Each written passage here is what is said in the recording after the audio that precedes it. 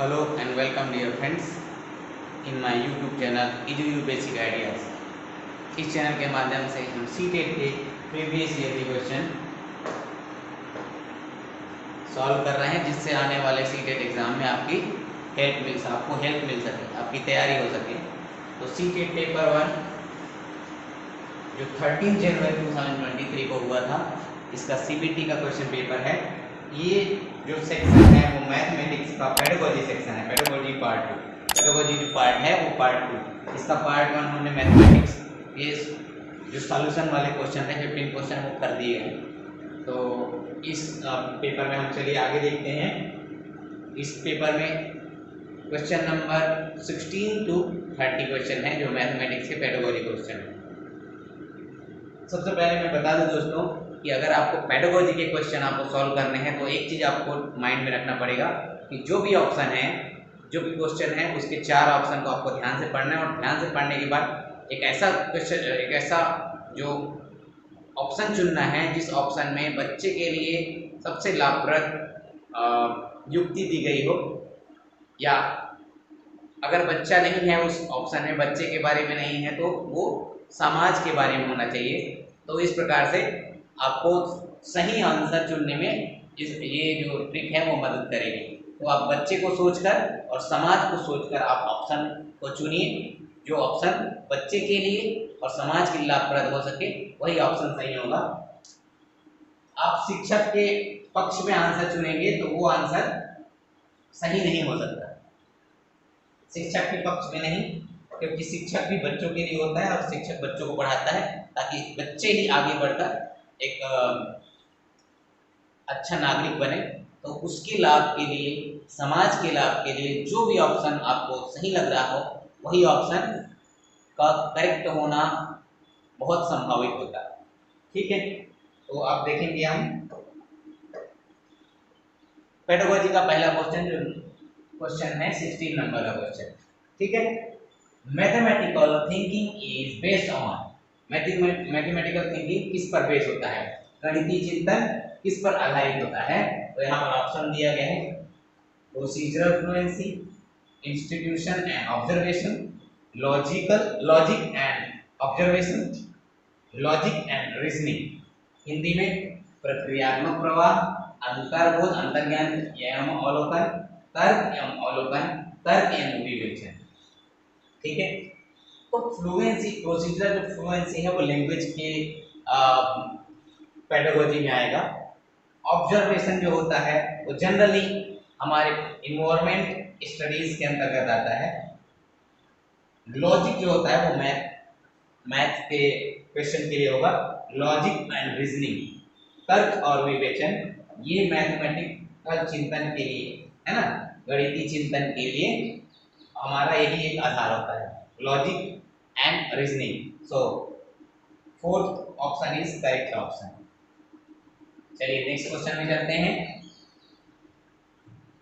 Question number 17। Question number 17, what is question number 17? While teaching the multiplication table for 4, a teacher has used the multiplication table for 2 in the following way: 4 times 2 is double of 2, 2 times 2. ठीक है, 4 times 3 is double of 2 times 3 and so on। ऐसे ही multiplication table teacher, ठीक है, teaching के लिए use कर रहे हैं। The objective of the teacher is, teacher का ऑब्जेक्टिव क्या है, टीचर का उद्देश्य क्या है। हिंदी में उसी को 4 के गुणन पहाड़े का शिक्षण करते हुए एक शिक्षक 2 के पहाड़े का निम्न प्रकार से उपयोग करता है। 4 बार 2, 2 बार 2 का दुगुना है। ठीक है, 4 बार 3, 2 बार 3 का दुगुना है, और इसी प्रकार अन्य जो उसके 4 के टेबल है वो करते जाते हैं। शिक्षक का उद्देश्य इसमें क्या हो सकता है? तो 4 ऑप्शंस है। शो हिज और हर मैथमेटिकल कॉम्पिटेंसी, ये टीचर के पक्ष में है, तो आप सोच सकते हैं कि this option is not correct option. Introduce the concept of double, ठीक है, अभी और देखेंगे, जो परफेक्ट आंसर हमको लगेगा उसी को हमको टिक करना है। Encourage the students to use mathematical tricks to learn the table quickly 3। ठीक है, use patterns and relationship to develop new concept using the previous knowledge of students। ठीक है, आप देख सकते हैं गणितीय पहला अपनी गणितीयों के दर्शाना, this is not correct answer. दुगुने की अवधारणा का परिचय देना, पहाड़ी शीघ्र सीखने के लिए गणितीय युक्तियों का यूज करना, उपयोग करने के लिए विद्यार्थियों को प्रोत्साहित करना, उपयोग करने के लिए गणितीय युक्ति उपयोग करने के लिए विद्यार्थियों को प्रोत्साहित करना, विद्यार्थियों के पूर्व ज्ञान का उपयोग कर नवीन अवधारणा के विकास हेतु प्रतिमान और संबंधों का उपयोग। ठीक है, तो हम बच्चे का पूर्व ज्ञान क्या है, 2 का टेबल। ठीक है, और इसी का यूज करके 4 का टेबल बताया जा रहा है। ठीक है, तो हमारा fourth option is the perfect answer. ठीक है, fourth option is the perfect. नवीन ज्ञान है वो पूर्व ज्ञान से जोड़ के नवीन अवधारणा विकसित करना, ये हमारा आंसर होगा। सो नेक्स्ट क्वेश्चन के लिए चलते हैं दोस्तों। 18 A student has the concept of fraction, he or she can easily understand the concept of rational numbers by linking it with fractions according to Piaget. Which cognitive process is responsible for this? ठीक है, primary में जो बच्चा है वो rational number fraction number सीखता है, fraction number को ही जोड़कर वो रेशनल नंबर सीखता है। तो ये जो संज्ञानात्मक प्रक्रिया किसके लिए उत्तरदायी है, पियाजे के अनुसार, वो हमको चेक करना है। एक छात्र के पास भिन्न की अवधारणा है, वह परिमेय संख्या की अवधारणा को भिन्न से जोड़कर आसानी समझ सकता है। ठीक है, तो जो भिन्न की अवधारणा है फ्रैक्शन का ठीक है, जो फ्रैक्शन का कंसेप्ट है उसको यूज करके रैशनल नंबर बच्चा सीख रहा है।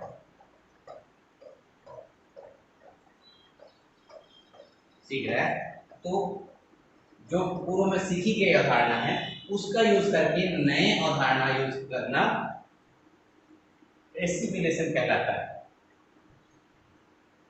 आत्मसातकरण कहलाता है। ठीक है, पियाजे के अनुसार आत्मसातकरण बोलते हैं, एसिमिलेशन कहते हैं। ठीक है, स्टेप फोल्डिंग क्या चीज होता है, स्टेप फोल्डिंग जो होता है वो एक टेम्परेरी ढांचा होता है जिसको किसी विकास के लिए हम बनाते रहते हैं, और टेम्परेरी ढांचे को हम स्टेप फोल्डिंग या पार कहते हैं। ठीक है, तो ये ऑप्शन तो नहीं होगा। ठीक है, अपघटन या विकेंद्रीकरण। ठीक, चलिए नेक्स्ट क्वेश्चन की ओर चलते हैं। 19 नंबर क्वेश्चन।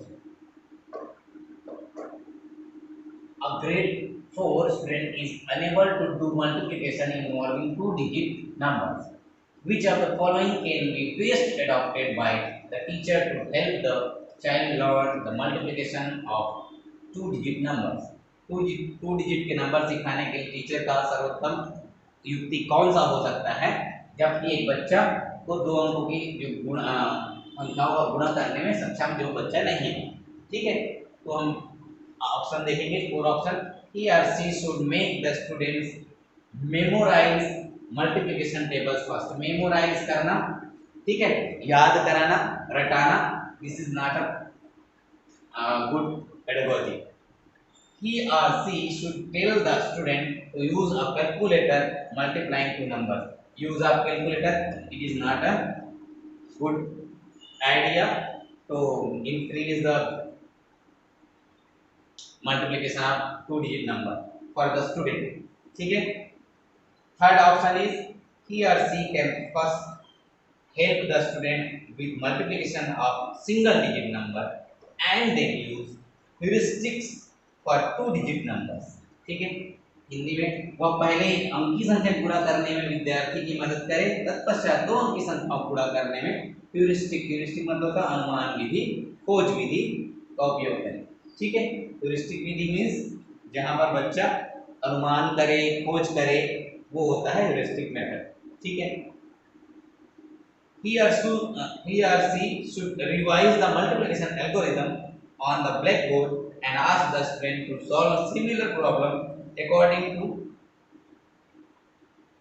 algorithm thought. ठीक है, तो मल्टीप्लिकेशन टेबल किसी बोर्ड में लिख लेने के बाद पुनरावृत्ति करें और विद्यार्थी इसको याद करें।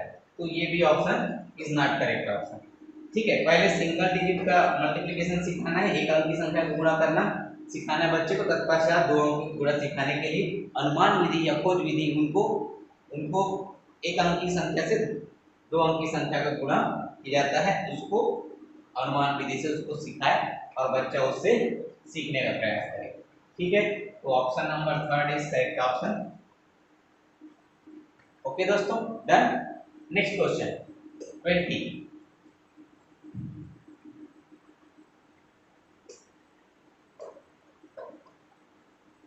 Bus number 75 goes to the central market. Here the use of the number is। ठीक है, बस संख्या 75 सेंट्रल मार्केट जाती है, यहाँ संख्या का उपयोग किस लिए हुआ है? ठीक है, तो हम कार्डिनल, नॉमिनल, ऑर्डिनल, सीरियल है ना, गणन के लिए, अभिहित, अंकित के लिए, क्रम सूचक के लिए, क्रमिक के लिए। तो बस नंबर 75 अगर हम बोलते हैं तो बस को एक नंबर दे रहे हैं, है ना, 75 बस का नंबर है, बस के नाम से भी हो सकता है, तो बस का एक क्लासिफिकेशन हो जाता है। ठीक है, इसको हम बस को नाम दे रहे हैं। ठीक है, 75 नंबर का बस, 76 का नंबर का बस, 78 नंबर का बस करके किसी को हम क्लासिफाई कर रहे हैं उसको। ठीक है, उसको नाम दे रहे हैं, पहचान दे रहे हैं, आइडेंटिफिकेशन दे रहे हैं। सो what is that? Nominal. 75 is nominal, Ankit number. Okay, so it is correct answer.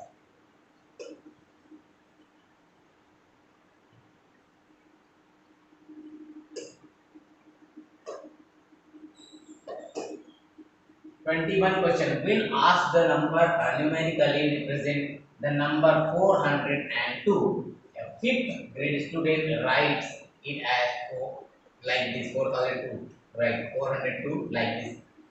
He writes like this. Similarly, for 608 ERC writes 6 like this.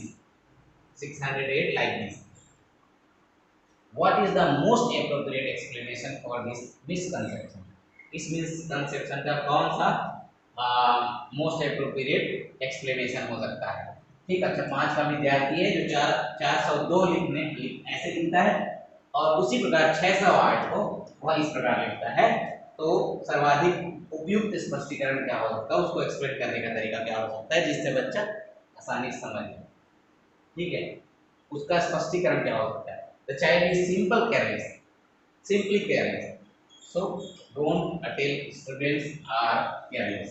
ठीक है, बच्चे लापरवाह नहीं हो सकते। ठीक है, बच्चों के हित में हमेशा कोई भी आंसर हो बच्चों के हित में होना चाहिए, तभी होगा। The child is simply writing the number as he or she. ठीक है, जैसे बच्चा सुनता है वैसे ही लिख देता है। ठीक, The child has not fully understood the place value system. ठीक है, The child lacks intelligence and mathematical knowledge. बच्चे में बुद्धि एवं गणितीय ज्ञान की कमी है, तो हम कमी भी नहीं बोल सकते। ठीक है, तो हम इसमें देखेंगे बच्चे का स्थानीय मान प्रणाली की पूर्ण समझ नहीं, तो प्लेस वैल्यू बच्चा नहीं जानता है, प्लेस वैल्यू बच्चा नहीं जानता, स्थानीय मान नहीं जानता, इसलिए बच्चा इस प्रकार से नंबर को लिखता है। ठीक है, तो सबसे स्पष्ट आंसर होगा थर्ड नंबर। बच्चा प्लेस वैल्यू को नहीं समझ पाया है, इसलिए वो नंबर को ऐसे लिखता है। ओके, डन दोस्तों। नेक्स्ट क्वेश्चन करते हैं 22।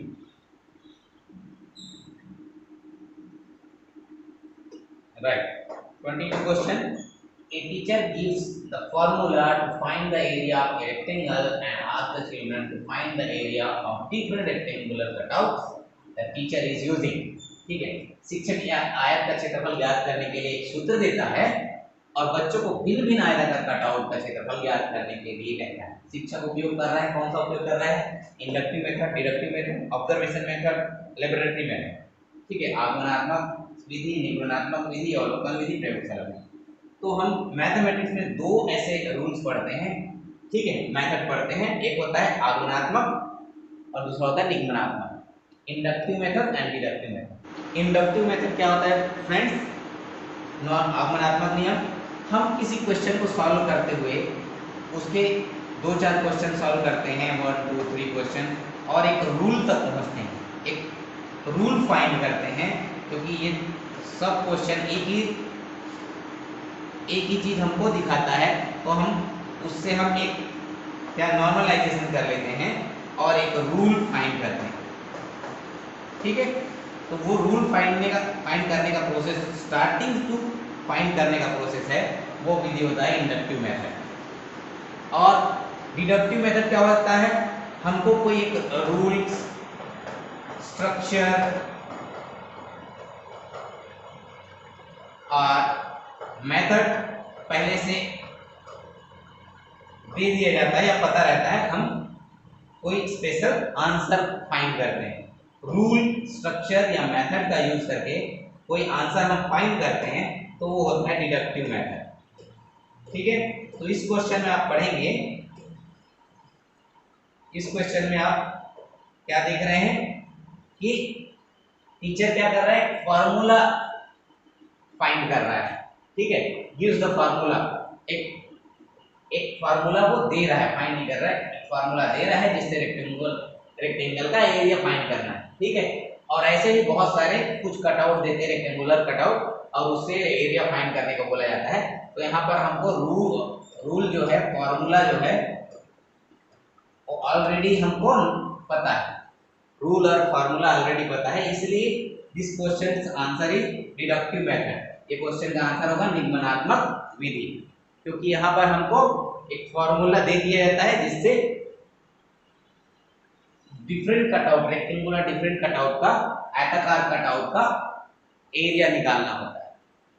ओके डन, चलिए नेक्स्ट क्वेश्चन की ओर। Okay, next question 23। Janet uses many examples and non-examples of polygons in her class. She uses mathematical vocabulary and engages the students in discussion. She has the knowledge of errors and alternate conceptions of children too. As a mathematics teacher, which of the following is most appropriate for Janet? ठीक है, Janet अपनी कक्षा में बहुभुज के कई उदाहरण एक गैर उदाहरण देती है।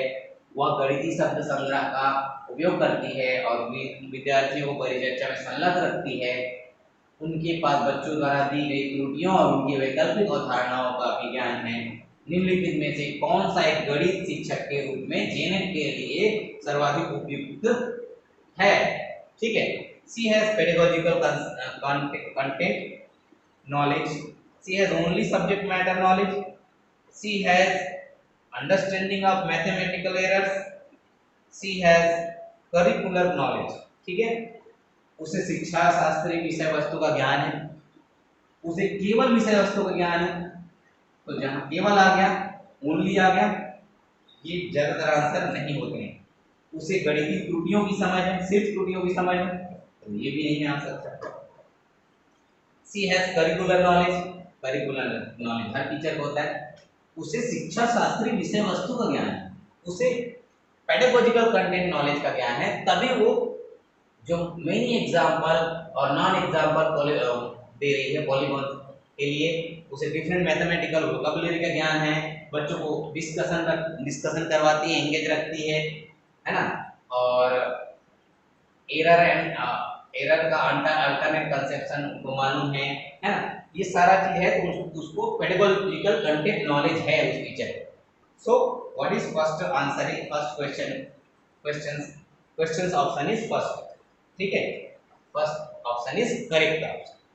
डन दोस्तों,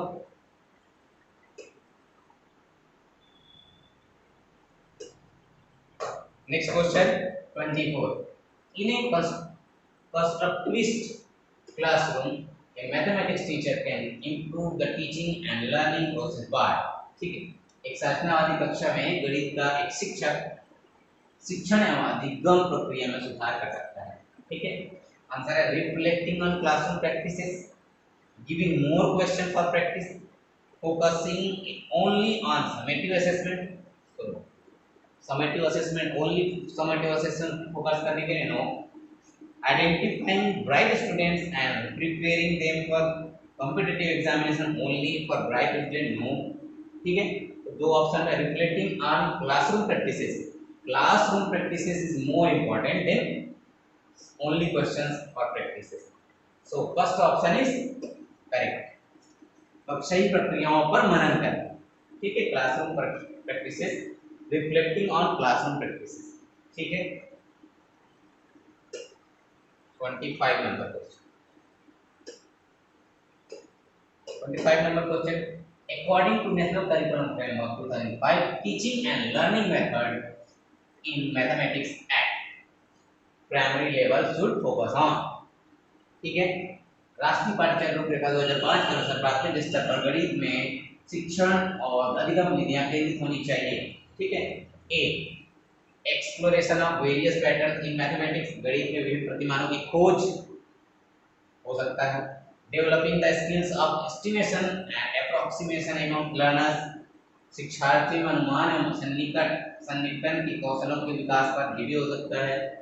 informal ways of learning like games, solving puzzles, ठीक है, अधिगम की अनौपचारिक विधियों जैसे खेल, पहेली हल करने इत्यादि, ये भी हो सकता है। रिगोरस प्रॉब्लम सॉल्विंग, परिशुद्ध समस्या समाधान पर, ठीक है, सही विकल्प का चयन कीजिए। अब देखेंगे इसमें ऑप्शन कौन कौन से हैं, ठीक है। ऑप्शन हम देखेंगे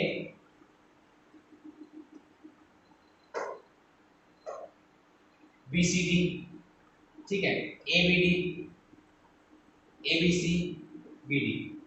तो ए तो हो सकता है करेक्ट है, ठीक है, शिक्षार्थियों में अनुमान सन्निकटन के कौशलों के विकास पर, ठीक है। बी भी developing the skill of estimation and approximation among learners, तो बी भी हो सकता है, ठीक है, A B. And C, informal ways of learning like games, solving puzzles etcetera, ये भी करेक्ट हो सकता है, सी, ए बी सी हो गया, ठीक है। और यहाँ पर ए बी सी डी नहीं है, तो डी ऑप्शन को हम कैंसिल कर देंगे, ए बी सी यहाँ है, तो ए बी सी वाला ऑप्शन ही हमारा करेक्ट हो जाएगा, A B C. Option number 3 is correct option. Done friends.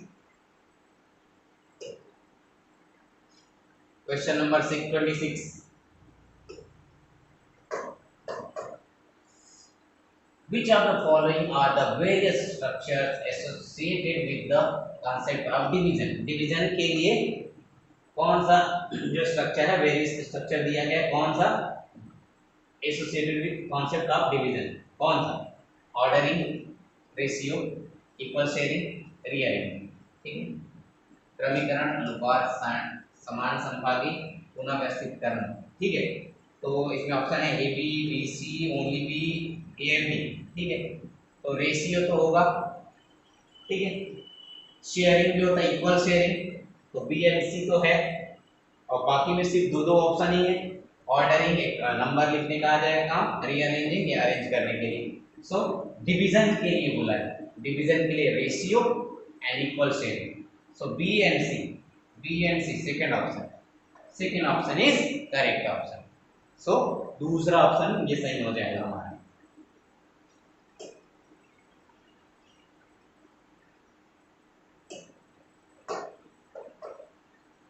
A development of numeracy skills does not imply 27 number question, संख्याई कौशल के विकास का अर्थ नहीं होता knowledge about numbers and number operations, ठीक है, understanding about numbers as well as sets, rote memorization of counting number, rote memorization संख्याओं को रट कर याद करना, है ना, not imply word, does not imply, तो यही आंसर जो डज नॉट इम्प्लाई, यही answer third option is correct answer, ठीक है।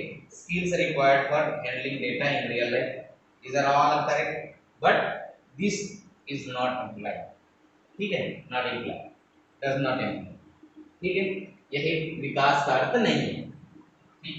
नेक्स्ट क्वेश्चन,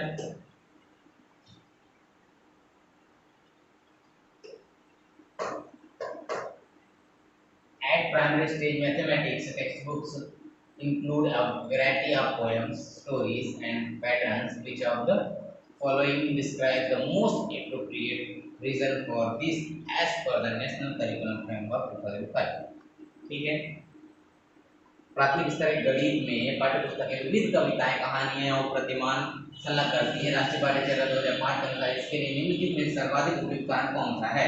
ठीक है, to make mathematics class less boring for the children, to develop the vocabulary of children, to get for some leisure time in the mathematics class, ठीक है, and to make mathematics contextual and related to real life experience of children, ठीक है।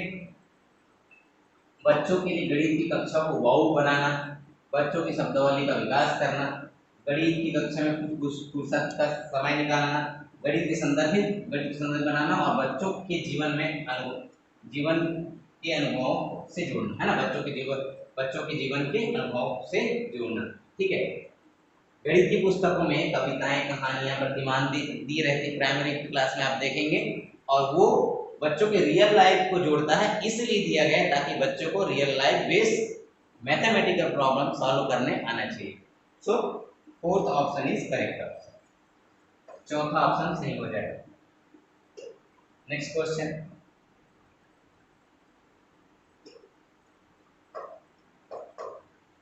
a student of class 5 performed the multiplication of two-digit number in the following way: 7 into 26 is equal to 17 into in the bracket 20 plus 6 is equal to 340 plus 102 is equal to 442.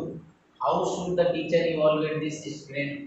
ठीक है, कक्षा 5 का एक विद्यार्थी दो अंकों की संख्या को इस प्रकार करता है: 17 multiply 26 is equal to 17 multiply and bracket में 20 plus 6 is equal to 340 plus 102 is equal to 442. शिक्षक शिक्षिका को इस विद्यार्थी का मूल्यांकन कैसे करना चाहिए?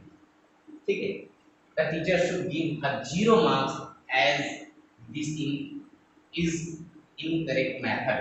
तो ये ऑप्शन तो गलत हो जाएगा, सोनिया देकर, क्योंकि यह गलत मेथड है, गलत, ठीक है। The student has adopted a different method and hence should be praised and given full marks for this, ठीक है। विद्यार्थी ने एक अलग विधि का उपयोग किया है, इसलिए उसकी प्रशंसा कर पूरे अंक देना चाहिए, ठीक है। यहाँ पर 26 को 20 प्लस 6 करके इन्होंने स्प्लिट कर दिया है और मल्टीप्लाई किया है। 17 इंटू 20 340 होता है एंड 17 इंटू 6 102 होता है, और दोनों को ऐड किया 442, करेक्ट आंसर आ रहा है, ठीक है। करेक्ट आंसर आ रहा है, तो उसको मार्क्स कैसे देना चाहिए, इसमें दो ऑप्शन हम और चेक करते हैं। The teacher should deduct some marks for adopting a different algorithm. शिक्षक शिक्षिका को कुछ अंक काटने चाहिए क्योंकि उसने एक अलग कलन विधि एल्गोरिथम का उपयोग किया, तो अलग एल्गोरिथम यूज किया है, तो काटना जरूरी नहीं, काटना नहीं चाहिए, this is wrong option. The teacher should tell the student to use the same method as taught in the class. So शिक्षक शिक्षिका विद्यार्थी को बताए कि उसे उसी विधि का उपयोग करना चाहिए, और जैसा कि कक्षा शिक्षण में किया गया, जो कक्षा में बताया गया सिर्फ उसी मेथड को यूज करना है, इस मेथड को यूज नहीं करना है करके नहीं उसको काटना है। सो स्टूडेंट ने डिफरेंट मेथड यूज किया, but it is right answer and right method also, ठीक है, राइट मेथड है, इसलिए बच्चे को प्रेज करना चाहिए कि उसने डिफरेंट मेथड यूज किया और उसको फुल मार्क्स देना चाहिए। This is correct answer, second question. चलिए लास्ट क्वेश्चन की ओर चलते हैं, 30 नंबर क्वेश्चन।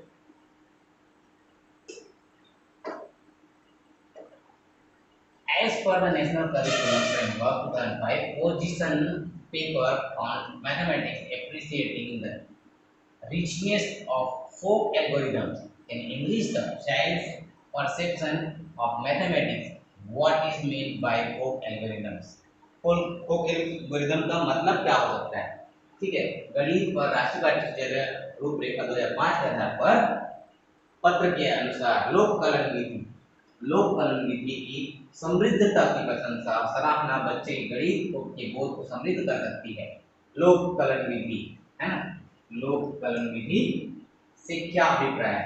ठीक है, तो राष्ट्रीय पाठ्यचर्या रूपरेखा 2005 में लोककलन विधि के बारे में दिया गया है, जो उसकी प्रशंसा करती है। लोककलन विधि क्यों करती है?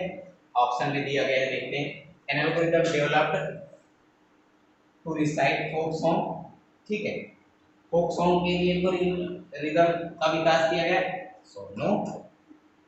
N algorithm used in ancient times, प्राचीन काल में उपयोग की गई कलन विधि, यस ये कलन प्राचीन काल में उपयोग की कलन विधि है, तो इसका अभिप्राय हमको बताना है। Traditional cultural and social activity, पारंपरिक सांस्कृतिक और सामाजिक गतिविधि, okay. The mode of mental calculation used by people who are not formally educated, जो लोग औपचारिक रूप से शिक्षित नहीं हैं उनके द्वारा प्रयुक्त की गई मानसिक गणना की विधि को ही लोक कलन विधि का नाम दिया गया है। So this is correct and perfect answer. So option number 4 is perfect answer, right दोस्तों। इस प्रकार से हमारे 16 टू 30 क्वेश्चन कंप्लीट होते हैं एंड जो 13 जनवरी 2023 को सीबीटी में हुआ था, इसका पेडागोजी पार्ट आज हमने कंप्लीट किया 15 क्वेश्चन, और इस 15 क्वेश्चन में आपको यही ध्यान देना है कि जो ऑप्शन बच्चे के फेवर में हो, ठीक है, अगर बच्चा नहीं है उस ऑप्शन में तो आपको ध्यान देना है कि उसमें सोशल मैसेज हो या समाज के लिए जो फेवर में हो तो वो ऑप्शन करेक्ट होगा। जो टीचर के लिए फेवर में हो, टीचर के लिए आरामदायक हो, ऐसे ऑप्शन को हमेशा आप नेग्लेक्ट कीजिएगा, ऐसे ऑप्शन सही नहीं हो सकते, ठीक है। आप सभी को ऑल द बेस्ट, प्रैक्टिस करते रहिए। थैंक यू दोस्तों।